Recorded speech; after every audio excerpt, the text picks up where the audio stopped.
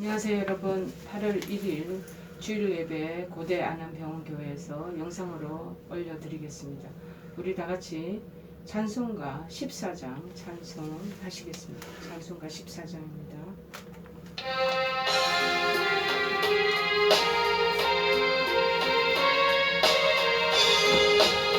천지를 만드신 하나님 아버지를 내가 믿사오며 그 외아들 우리 주 예수 그리스도를 믿사오니 이는 성령으로 잉태하사 동정녀 마리아에게 나시고 본디오 빌라도에게 고난을 받으사 십자가에 못 박혀 죽으시고 장사한 지 사흘 만에 죽은 자 가운데서 다시 살아나시며 하늘에 오르사 전능하신 하나님 우편에 앉아 계시다가 저리로서 산자와 죽은 자를 심판하러 오시리라. 성령을 믿사오며 거룩한 공예와 성도가 서로 교통하는 것과 죄를 사하여 주시는 것과 몸이 다시 사는 것과 영원히 사는 것을 믿사옵나이다. 아멘. 오늘 하나님께서 저희들에게 주시는 말씀은 구약성경 스가랴서 4장 6절에서 9절 말씀을 보시겠습니다. 스가랴서 4장 6절에서 9절 말씀입니다. 페이지 수로는 1315쪽입니다. 1315쪽 스가랴서 4장 6절에서 9절 말씀 보시겠습니다. 제가 봉독해 드리겠습니다. 그가 내게 대답하여 이르되 여호와께서 스룹바벨에게 하신 말씀이 이러하니라. 만군의 여호와께서 말씀하시되 이는 힘으로 되지 아니하며 능력으로 되지 아니하고 오직 나의 영으로 되느니라. 큰 산아 내가 무엇이냐? 내가 스룹바벨 앞에서 평지가 되리라. 그가 머릿돌을 내놓을 때 무리가 외치기를 은총이 그에게 있을지어다 하리라 하셨고 또 여호와의 말씀이 내게 임하여 이르시되 스룹바벨의 손이 이 성전의 기초를 놓았은즉 그의 손이 또한 그 일을 마치리라 하셨나니 만군의 여호와께서 나를 너에게 보내신 줄을 내가 알리라 하셨느니라. 아멘. 오늘 말씀의 제목은 6절 하반절에 있는 말씀처럼 오직 나의 영으로 되느니라. 오직 나의 영으로 되느니라. 여러분 어떤 문제가 발생하면 그 문제가 아주 태산같이 큰 내 앞에 가로막혀 있는 그런 것을 느끼는 문제들이 있을 수 있습니다. 그래서 그 문제를 해결할 수 있는 능력이 없어서 인간으로서 사람으로서 한계를 느낄 때가 얼마나 많이 있습니까? 지금 어찌 보면은 우리 세계 전체에 만연해 있는 이 팬데믹 상황도 인간의 모든 방법을 총동원하고 백신을 맞고 하지만 속수무책으로 그렇게 나아가고 있지 않겠습니까? 그래서 우리 개인적으로 이런 문제가 비슷한 게 발생하면 마찬가지로 우리도 내 인간의 이런 능력이 이것밖에 안 되나 하면서 한탄할 때가 있는 거죠. 그래서 자신의 나약함을 탓하면서 쉽게 절망감에 휩싸이곤 하는 것이 우리 인간의 연약한 모습인 것 같습니다. 자, 하지만 이러한 우리를 위로해주는 말씀이 있다는 것이 저희들에게는 얼마나 큰 힘이 되는지요. 마가복음 10장 27절의 말씀이 기억됩니다. 사람으로는 할 수 없으되 하나님으로는 그렇지 아니하니 하나님으로서는 모든 것을 다 하실 수 있느니라. 그렇게 말씀하고 있지 않겠습니까? 사람으로는 할 수 없으나 하나님으로서는 모든 걸 다 하실 수 있다라고 기록하고 있는 거죠. 그렇습니다. 하나님은 정말 없는 것을 있게 만드시는 창조의 하나님이 아니시겠습니까? 또 안 되는 것을 되게 하시는 전능의 하나님이시자 또 부족한 것을 넘치게 하시는 풍요의 하나님이 되심을 우리가 기억하고 받아들이기를 바랍니다. 여러분 오늘 이 스가랴서의 전체적인 측면에서 구약의 흐름을 보는 것이 필요로 할 것입니다. 이스라엘에게 늘 하나님께서 구원의 민족으로 선택된 선민으로 그렇게 모범을 보이고 온 세계 열방에 복음을 전해야 되는 그런 구원의 도구가 되어야 될 것인데 그러지 못하고 이스라엘에게 반복되는 인생의 사이클이 있었습니다. 즉 성공을 했다. 그리고 자기네들이 그 성취감에 빠져 있을 때 그 얼마 몇 년이 지나면 또 하나님을 떠나는 죄를 저지르게 되고, 죄를 저지르다 보면 또 하나님의 그들의 상황을 보시고 그들을 멸망에 이르게 하시다. 그러다가 저들이 또 회개하면 하나님께서 다시 그들을 받아들이시고 복음으로 그들을 회복시키시고 마침내 또다시 성경으로 이끄는 이런 사이클이 이스라엘 민족들에게 계속 있었습니다. 성공을 했다가 하나님을 떠나서 죄를 짓다가 그래서 멸망의 단계로 또 이르렀다가 그들이 눈물 뿌리고 정말 하나님 앞에 진심으로 회개하며 하나님 불쌍히 여기셔서 또 구원을 해주셨다가 복음으로 그들의 상황이 또 회복이 되었다가 그래서 점점 성공의 구조로 나가는 그러한 패턴입니다. 우리들에게도 예외는 아니죠. 우리도 행여 이 어리석은 흐름을 이런 인생 사이클의 서클로 나갈 때가 얼마나 많이 있는지 속히 지금 그 상황 속에 있다면 빠져나와야 할 것입니다. 이스라엘 백성들이 바벨론 포로 생활을 하게 된 이유가 이스라엘 백성들이 우상 숭배요 하나님으로부터 멀리 떠나 있었던 것이 원인이었습니다. 성경에서는 하나님과 반목하는 것을 죄라고 얘기하고 있습니다. 여러분, 이스라엘 백성들의 죄의 결과로 결국 70년의 포로 생활이 이루어진 것입니다. 그래서 기원전 536년 유다 백성이 바벨론에서 포로 생활을 하고 있을 때에 하나님은 그 바벨론의 이방 땅의 그 고레스 왕에게 마음을 감동을 시키셔서 고국 예루살렘으로 이스라엘 백성을 돌아오게 그렇게 만드신 것입니다. 그런데 이제 포로에서 귀환한 유다 백성은 이제 하나님 여호와의 신앙에 대한 중요성을 그들이 깨닫지 않았겠습니까? 한번 낭떠러진 나락에 떨어져 봐야지 하나님의 귀함을 알고 신앙의 존귀함을 깨닫는 것이죠. 그래서 이제 성전 재건에 착수하게 됩니다. 그 땅에 그런데 이 바벨론 포로 생활을 하고 있는 사이에 그 예루살렘 성전 주변에 주변에 살고 있는 사마리아인들이 그냥 들어와서 이주를 하기 시작하는 거예요. 그래서 사마리아인들이 방해를 하게 되고 왜 그러냐 자기 살때 있는 터전을 잡고 이들이 돌아와서 회복하려고 그러니까 자기 살 땅이 없잖아요. 그러다 보니까 막 방해 공작을 벌이게 되죠. 이웃 주변에 국경 가까이 있던 이방 나라들이 계속 따라 들어와서 약탈을 하게 되죠. 그런데다가 또 자연적인 그런 가뭄이 계속되고 흉년이 이루어지니까 결국에 이 재건 공사를 하던 그들의 시류에 빠지게 되고 그러다 보니까 영적 나태함에 돌입하면 되면서부터 재건 공사가 16년이나 중단되는 상태에 처하고 말한 것입니다. 그 사이에 그 당시에 20, 30대 청년이었던 이들은 비전과 열정이 다 사그라진 40대가 되어서 그냥 현실에만 안주하고 있었던 그 상황이었습니다. 그러자 하나님은 안 되겠다 해서 스가랴를 보내시는 것입니다. 유대 총독의 스룹바벨과 제사장 여호수아와 그리고 백성을 격려하시는 것입니다.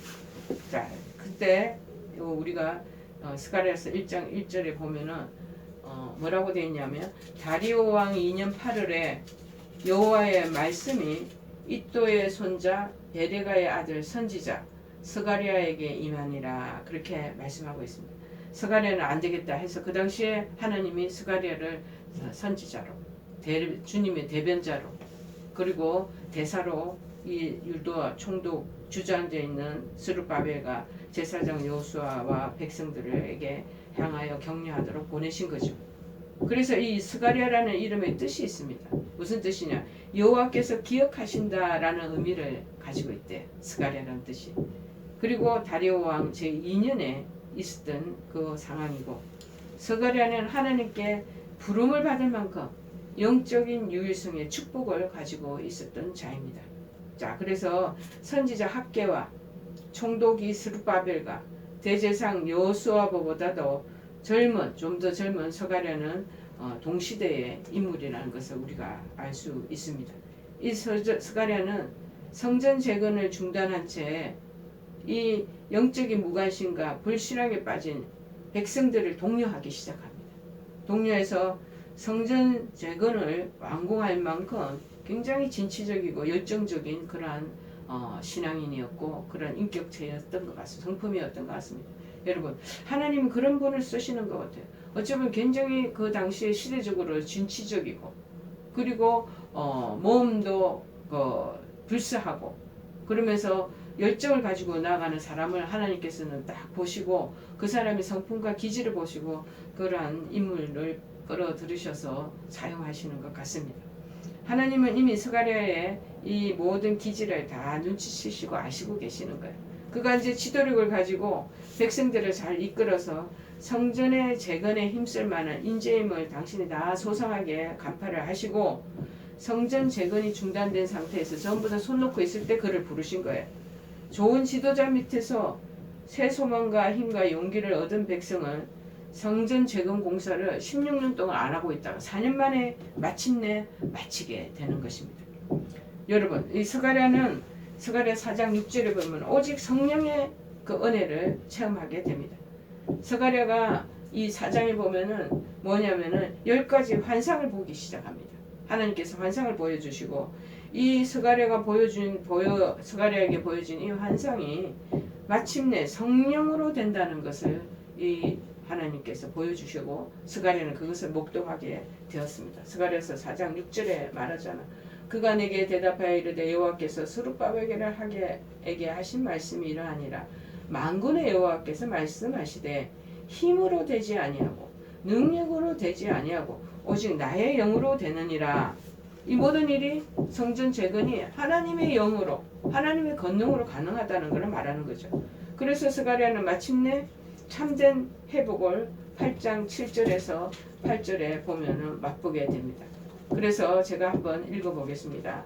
만군의 여호와가 이같이 말하노라. 보라, 내가 네 백성을 해가 뜨는 땅과 해가 지는 땅에서부터 구원하여 내고 인도하여다가 예루살렘 가운데 거주하게 하리니 그들은 내 백성이 되고 나는 진리와 공의로 그들의 하나님이 되리라. 참된 회복을 이렇게 보도록 해주시는 것입니다. 그래서 우리는 우리 인간의 힘으로도 안 되고 모든 성전 재건과 꿈과 의욕을 상실하는 어려운 상황 가운데 우리 능으로 아무리 기술과 모든 여러 가지 인간적인 방법을 동원하지만 그 되지 않는다. 그렇지만 선지자 스가랴를 통해서 하나님이 신으로 가능하다는 것을 저들이 이제 깨닫게 됩니다.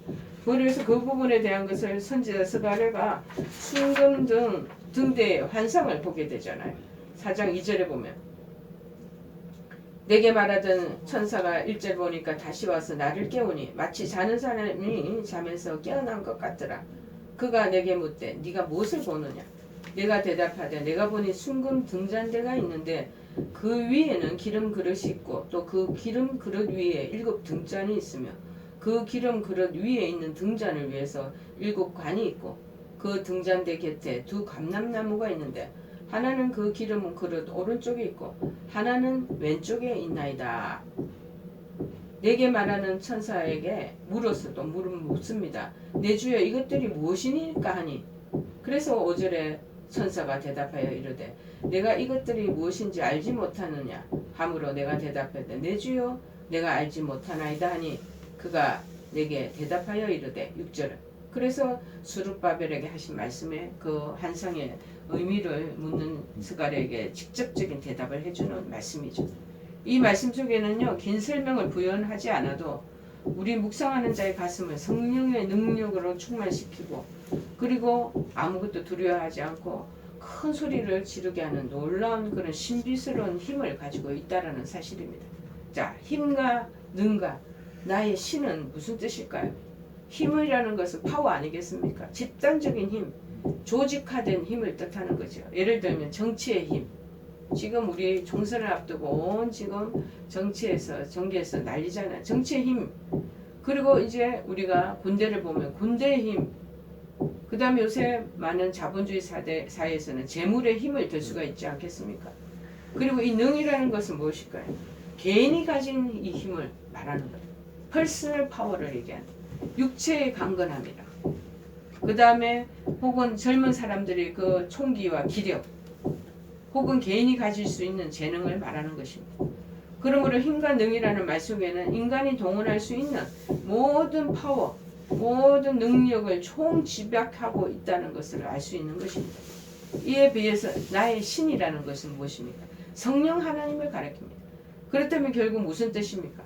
성전 재건은 사람의 힘으로만 될 수 없어. 오직 성령의 힘을 의지할 때 그 역사를 성공적으로 마칠 수 있다라는 말씀인 것입니다. 자, 하나님이 일을 성취해가는 원리는 보면은 오직 성령에 의해서 이루어지는 것입니다. 성전 재건은 하나님의 일입니다. 그러므로 어떤 형태의 일이든지 간에 그것이 하나님의 일이라면 오직 성령으로 라는 이 진리는 예외 없이 다 적용되는 것입니다. 한 사람이 회개하고 구원받는 역사도 마찬가지입니다. 성령이 아니고서는 어느 누구도 할 수 없는 일입니다. 요한복음 1장 12절 13절에 말하잖아.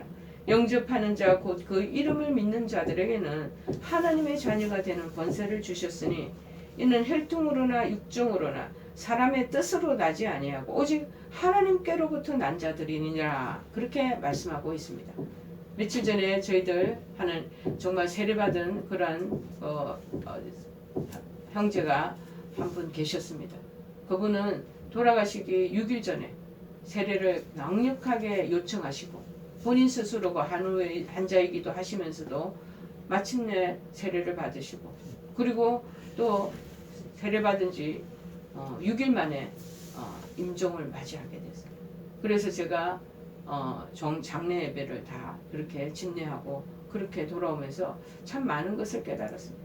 야, 정말 오직 성령께서 이 일들을 이끌어 가시는구나. 신속하게도 그렇게 이끌어 가셨구나 라는 마음을 가지고 제가 이 구원의 은혜가 놀랍다라는 것을 제가 혼자 생각하며 고백했습니다.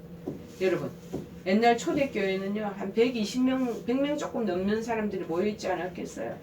그 넘는 그 교회 안에서 그 주변에 있는 모든 마을 집단들의 사람들 3,000명, 5,000명 회개의 역사가 일어난 것은 결코 그들의 가지고 있는 어떤 물리적인 힘이나 그리고 전도하고자 하는 전도자들에게 개인적인 힘이 있어서 된 것이 아니었습니다. 연약한 바울이 그리고 빌립보 강변에서 작은 소수의 부인들로부터 시작한 복음 전파가 나중에는 전 로마 제국을 복음화시키게 된 것도 군대의 힘이나 바울 개인의 능력 때문이 아니었던 것입니다. 오직 성령께서 이루신 일이었습니다. 이 원리는 교회 안에서 봉사하는 일에도 다 적용이 됩니다. 하나님 능력을 입을 때만에 우리는 시종일관 주의 일에 충성할 수가 있습니다. 또 점점 심각해져가는 우리나라의 이 도덕적인 타락, 이 가치관, 이 세속화 어떻게 하면 막을 수 있습니까?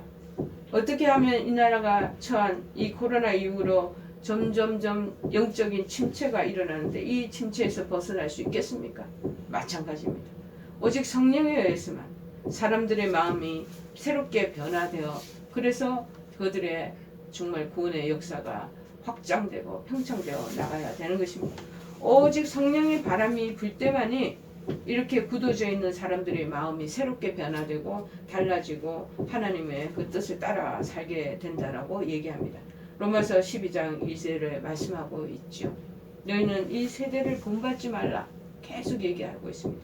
오직 그러나 마음을 새롭게 함으로 변화를 받아 하나님의 선하시고 기뻐하시고 온전하신 뜻이 무엇인지 분별하도록 하라. 그러면서 12장 1절에 말합니다. 그러므로 형제들아 내가 하나님의 모든 자비하심으로 너희를 권하노니 너희 몸을 하나님이 기뻐하시는 거룩한 산 제물로 드리리라. 이는 너희가 드릴 영적 예배니라. 그렇게 말하고 있습니다. 여러분, 그러나 우리가 오해하지 말아야 할 점이 두 가지 있습니다. 하나는 오직 성령으로 하는 이 말이 우리가 가진 건강이나 재물이나 지혜나 공동체로서의 힘 등을 전혀 무시해도 좋다는 의미가 아니겠죠. 하나님은 자기 일을 이루실 때 사람을 통해서 하지 아니한 역사는 한 번도 없었습니다. 다 사람을 통해서 역사를 이루어 가십니다. 사람의 물질을 사용하기도 하시고요. 어떤 때는 정부의 힘을 그렇게 가동시키시기도 하고요. 군대의 힘을 통해서 일하기도 하신다는 겁니다. 이런 것을 보면 능과 힘이 전혀 필요 없다는 의미가 아니겠죠. 그러므로 우리가 힘을 쓸 때는 힘을 써야 합니다. 사람이 해야 할 도리는 최선을 다해야 하는 것입니다. 그러면서 계속해서 성령께서 일하시도록 그렇게 우리가 함께 협조해 가야 된다는 것입니다. 요지는 뭐냐? 자기 힘을 다해서 노력하는 것. 그것이 절대냐 착각하지 말아야 된다는 것입니다. 우리가 노력하고 우리 인간의 힘도 동원을 하지만 성령의 능력에 절대적으로 1차적으로 의지해야 한다는 것입니다. 또 하나는 하나님의 일에 다른 바른 인식이 있어야 하는 것입니다. 의외로 많은 사람들이 선교사를 돕는다든가 교회에서 봉사하는 것은 주의 일로 생각하지만 직장 일에 열심을 기울이고 가사를 또 돌보는 주부의 일을 하는 것은 주의 일을 한다고 생각하지 않는다는 것입니다.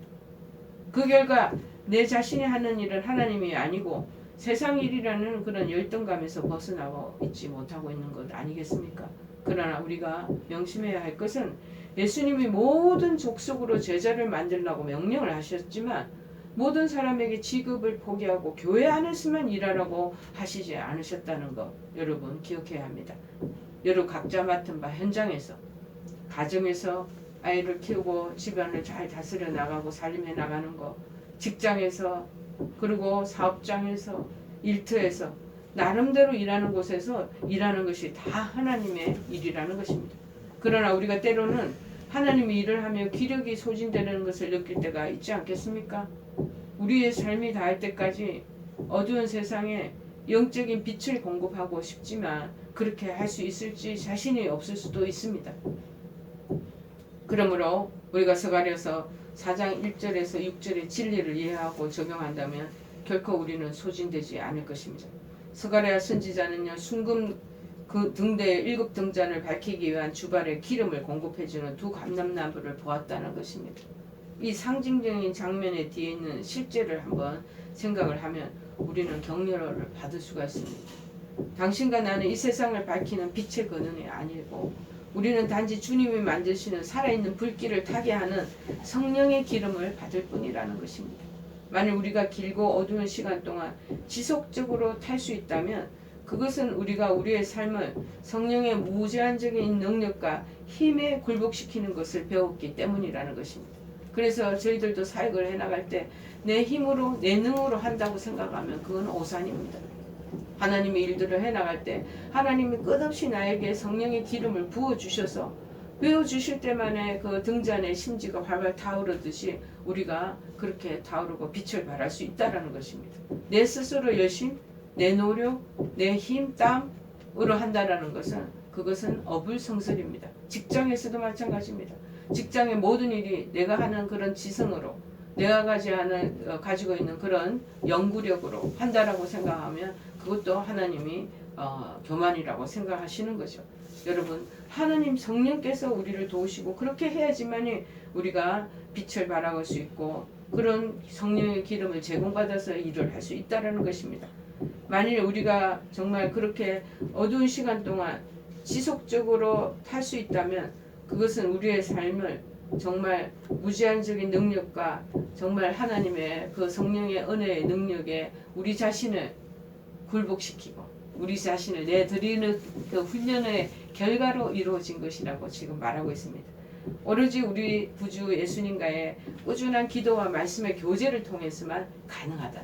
이 지속성은 이 연속성은 하나님의 그 놀라운 은혜가 임할 때 기도와 말씀으로 무장할 때만 그 기름에 들어오는 그 등잔불에 그 심지가 타오르게 하는 그런 능력으로 채워지는 자원이 될 수 있다는 것입니다.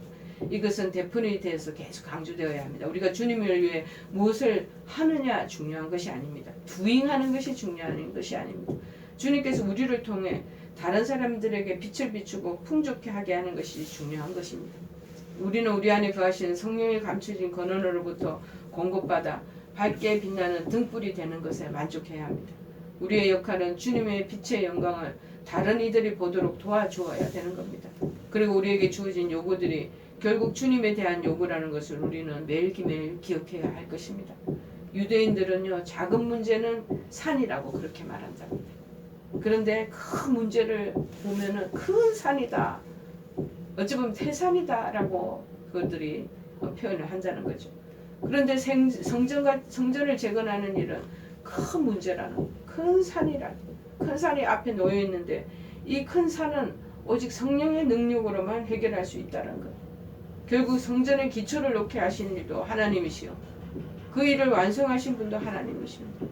오늘 말씀은 하늘 말씀 앞에서는 큰 산이 있을 수가 없고 인생의 큰 산은 우리의 힘으로 능으로도 해결될 수가 없고 오직 하나님의 영인 성령의 능력으로만 해결될 수 있다는 것을 증거하고 있습니다.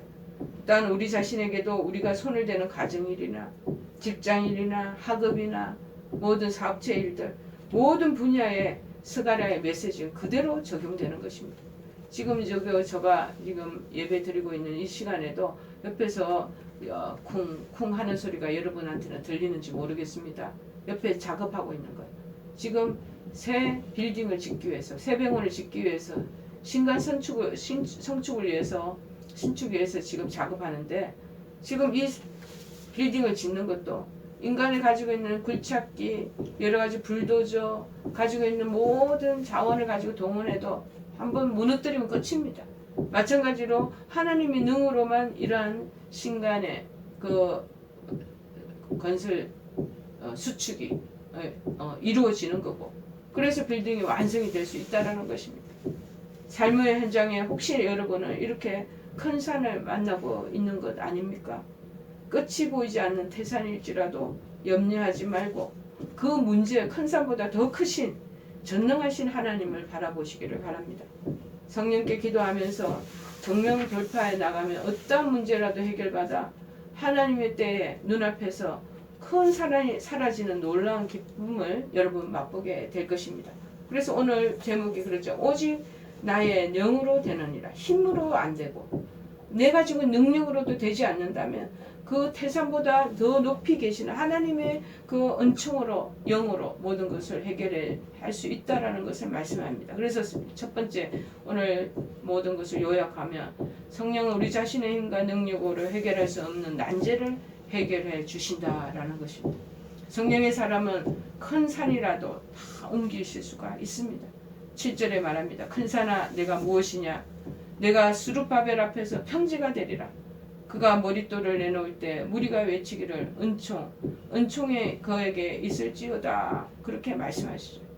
두 번째는 뭐냐? 성령은 우리의 수고를 헛되지 않게 해주십니다. 9절에 말합니다. 스룹바벨의 손이 이 성전의 기초를 놓았은즉 그의 손이 또한 그 일을 마치리라 하셨나니 만군의 여호와께서 나를 너에게 보내신 줄을 네가 알리라 하셨느니라. 우리 수고하는 거 헛되지 않도록 하시겠다는 거죠. 에레미야서 33장 2절에도 말합니다. 이를 행하시는 여호와 그것을 만들며 성취하시는 여호와 그의 이름을 여호와라 하느니가 이같이 말씀하시는도다. 시편 127편 1절에도 말합니다. 여호와께서 집을 세우지 아니하시면 세우는 자의 수고가 헛되며 여호와께서 성을 지키지 아니하시면 파수꾼의 깨어 있음이 헛되도다. 여러분 여호와께서 집을 세워주시고 여호와께서 우리의 가지고 있는 이 모든 인생의 목표를 성취시켜 주시고 그렇게 하셔야지만 일도 전략도 우리가 했던 꿈도 가지고 있는 비전도 성취가 된다는 거예요. 아무리 내가 가지고 있는 드림이 크고 내가 가지고 있는 그런 전략과 방법이 인간적으로 아주 빈틈없이 잘 짜여져 있다 할지라도 하나님께서 세우지 아니하시면 그 모든 수고가 다 헛되다라는 것입니다. 자, 세 번째는 뭐냐? 성령은 작은 일을 큰 일로 바꿔놓는다는 거. 10절에 보면 말합니다. 작은 일의 날이라고 멸시하는 자가 누구냐? 사람들이 스룹바벨의 손에 다림줄이 있음을 보고 기뻐하리라. 이 일곱은 온 세상에 두루 다니는 여호와의 눈이라 하니라. 그 당시요 성전을 재건한다고 하지만 요새도 성전 재건하는 게 어렵습니다. 그 화려했던 솔로몬 성전에 비하면 그 시작이 너무나 보잘것없이 보였다는 것입니다. 그러나 하나님께서는 그 일을 무시하지 않고 귀하게 보셨습니다. 인생의 큰 산 앞에 여러분 태산이 있다. 나는 어떠한 자세를 취하곤 합니까? 작은 일을 큰 일로 바꿔 놓으신다는 것입니다. 우리는 우리의 삶 전체가 주의 일이라고 확신을 해야 합니다. 확신이 있는 이상 그 가운데 아무리 어려운 난제가 우리 앞을 가로막는다 할지라도 낙심하지 않아야 할 것입니다. 왜?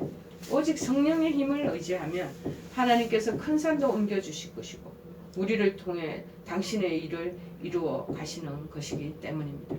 오늘 주시는 이 말씀으로 힘으로도 되지 않고 능력으로 되지 않는다면 오직 하나님의 영으로 모든 것이 가능하다고 말씀하신 것을 기억하시며 여러분 문제의 큰 질병 그리고 무엇보다도 여러분 앞에 놓여있는 경제적인 큰 산, 그리고 내가 해결하지 못할 수많은 그런 태산도 하나님께 기도함으로 그 태산이, 그 높은 산이 마침내 평지가 되는 놀라운 은총이 있기를 간절히 축원해 드립니다. 우리 찬송가 406장 찬송하고 기도함으로 예배 마치기로 하겠습니다.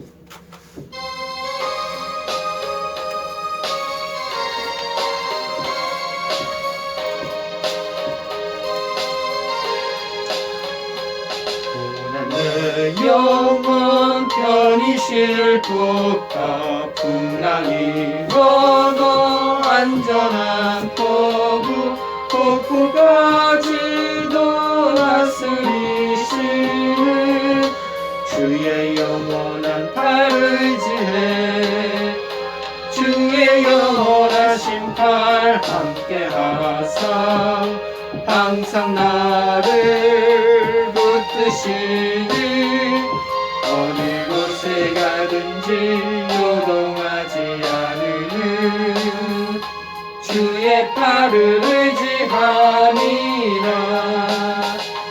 세상 친구들 나를 버려도 예수를 함께 동행함으로 주의 은혜가 충만하리니 주의 영원한 팔을 지해 주의 영원하신 팔 함께 하사 항상 나를 붙드시니 어느 곳에 가든지 요동하지 않으는 주의 팔을 의지하니라. 나의 믿음이 연약해져도 미리 예비한 힘을 주시며 위태할 때도 안보하시는 주의 영원한 팔을 지해 주의 영원하신 팔 함께 하사 항상 나를 붙드시니 어느 곳에 가든지 요동하지 않으는 주의 팔을 의지하니라.